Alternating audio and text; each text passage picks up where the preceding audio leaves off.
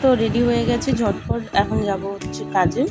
যেহেতু রেস্টুরেন্টে কাজ করছি না, একটু শরীরের সমস্যা ছিল ওর জন্য।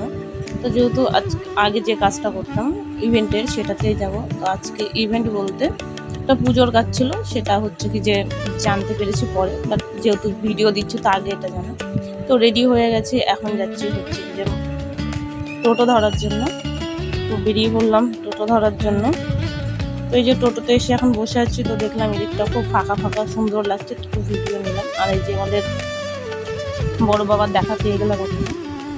তো টোটোটা কেউ ছিল না, আমি একাই ছিলাম, একাই বসে আছি। তো এখন যাব হচ্ছে যে স্টেশনে এসে খানিকটা ছোট্ট একটু ভিডিও নিলাম, যেহেতু অনেকক্ষণ ধরে গাড়িতে বসে থেকে তারপর আসতে হয়েছে। তো এদিকে দেখছিলাম একটু ফল টল বিক্রি করছিল, তো এত রোদের মধ্যে সেটাই দেখে দেখতে যাচ্ছি। তো ভালো তোমাদেরকে একটু দেখাই। অনেকক্ষণ বসে থাকার পরে দেখলাম এই যে এই মানুষটি, ওই যে তোমাদেরকে জুম করে দেখাচ্ছিলাম, যে ওই মহিলা গামছা গায়ে দিয়ে বসে আছে, প্রচণ্ড পরিমাণে বাজে ভাষা খিস্তি খামারি দিচ্ছে। তো সবাই ভাবছে যে ইনি খিস্তি খামারি কেন দিচ্ছে। তো তারপরে সবাই পাশ থেকে বলছে যে না, মাথার একটু প্রবলেম আছে ওর জন্য। তো একটু খানিকটা দেখে তারপরে সরে গেলাম। তো যেতে যেতে ট্রেনে উঠে এই যে একটা সুন্দর দৃশ্য, এটাই দেখতে দেখতে যাচ্ছিলাম। তার মধ্যে এই যে সামনে যারা বসে থাকে ওদের তো মানে সারা জীবন বলেও হয় না যে এখান থেকে উঠে দাঁড়ান, মানুষজন দাঁড়াতে পারছে না, ওরা শুনবে না, ওরা রীতিমতন ওখানেই বসে থাকবে। যাই হোক, এখন ট্রেন থেকে নেবে যাচ্ছি হচ্ছে আমার গন্তব্য হচ্ছে তোমরা দেখতেই পাচ্ছ বীরনগর। পাক্কা 1 ঘন্টা জার্নি করে চলে এসেছি বীরনগর। এবার বীরনগর থেকে আমাকে যেতে হবে বাইরে। তো আমি জানি না কোথায় কাজ হবে, তো আমাকে নিতে আসবে। তো এখন আমি যাচ্ছি রাস্তা দিয়ে। যেতে যেতে ফোন করে বললো যে আমাকে পিয়ালি নিতে আসবে। আমি ওকে খুঁজে পাচ্ছি না যে কোথায় আছে। এখন যাই, দেখি কখন আসে। তো যেতে যেতে দেখি হ্যাঁ ম্যাডাম আসছে সামনে, ম্যাডামের সাথে দেখা হয়ে গেল। এই যে ম্যাডাম এখনও আমাদের আরেকজন আসবে, সে ম্যাডাম আসবে, তারপরে আমি আবার যাব। তো হচ্ছে একটুখানি আয়নাটাই একটু দেখলাম যে নিজেকে কেমন লাগছে।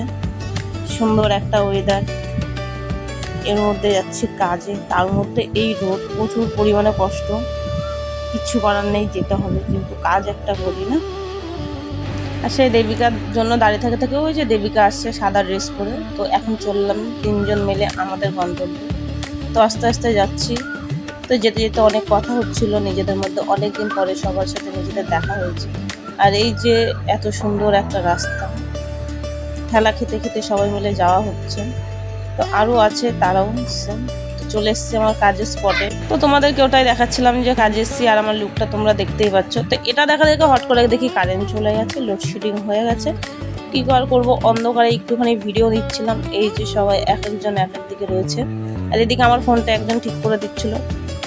তো ঠিক করতে করতে হট করে আবার চলে আসলাম নিজের, আবার কাজে ফিরলাম। কাজে এসে পাতাগুলো সেট করছিলাম। তো আমি পাতা সেট করছিলাম, আর আমার পাশের জন হচ্ছে টিস্যু ফোল্ড করছিল, তো সে টিস্যু দিচ্ছিল। তখন আমি তোমাদের সাথে একটু শেয়ার করি, দেখো যে আমরা কী কাজ করি।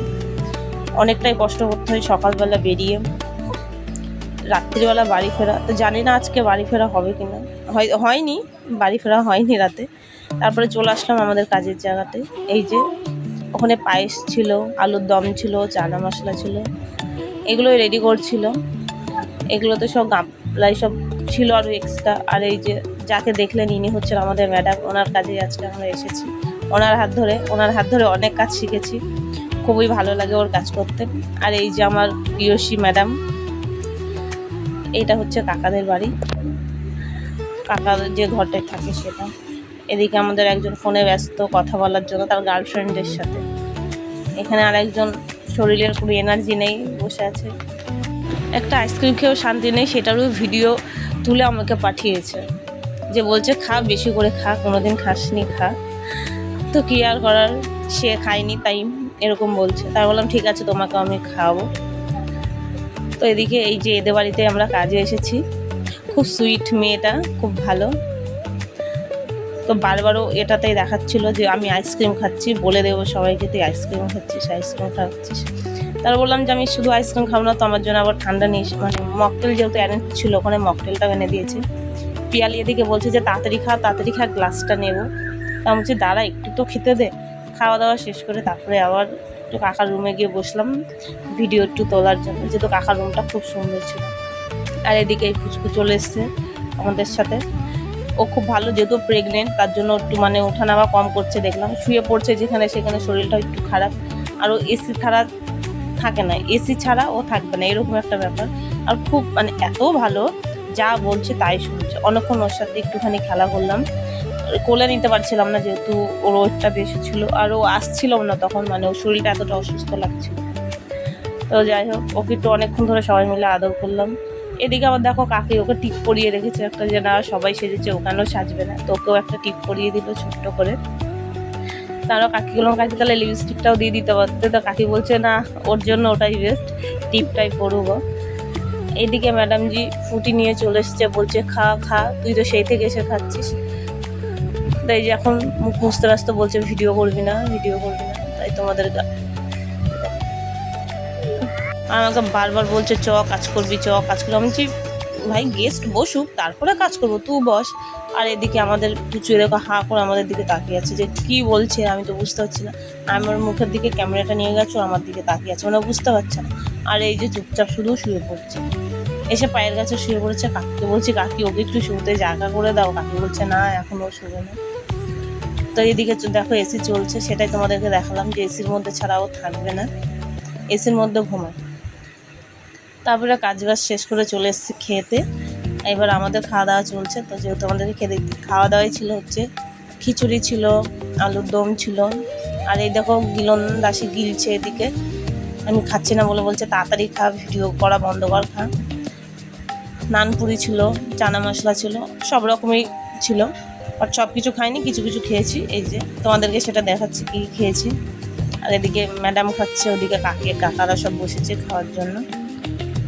এইদিকে আমি, আর এই যে আমাদের গিলন দাসী যে বক বক করেই যাচ্ছে, বলছে গাইস তোমরাও খাও।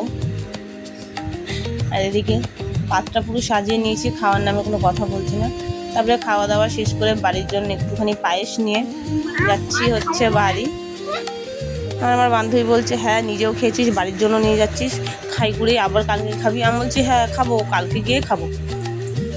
তো যাই হোক, এখন যাব হচ্ছে বাড়ি যাওয়ার জন্য ট্রেনটা এখন পাবো না, তো যেহেতু পিয়াদা বাড়ি গিয়ে থাকবো, ওখান থেকে তারপরে সকালবেলা আবারও ট্রেন ধরে বাড়ি। তো যাই হোক, ওর সাথে এটাই বলছিলাম যে হ্যাঁ তোদের বাড়ি যাবো। তো কি আমাদের পুরোনো কিছু বান্ধবীদের নিয়ে কথা হচ্ছিলো, যারা বিয়ে করে নিয়েছে, এইসব বিষয়ে কথা হচ্ছিলো। এই যে সাইডটাই মক্তব কাউন্টার ছিল। আর এই যে ও বলছে যে আজকে কি পুজো ছিল রে কাকার বাড়িতে, মানে ও নিজেই জানে না কি পুজো ছিল, ও কিন্তু কাজে এসেছে কিন্তু ভুলে গেছে কি পুজো ছিল। তো লাস্টে আমরা বলছি যে আয় ভাই তুই শিব পুজোতে কাজ করে গেছিস, বলছে ও হ্যাঁ, মানে ওর মনেই নেই ও কি কাজ করেছে এরকম। তো খুব আনন্দ করেছি, খুব মজা করেছি। যাই হোক, আবারও যেন এই মজাটা করতে পারি, সবার সাথে কাজ করতে পারি। আজকের জন্য ভিডিওটা এই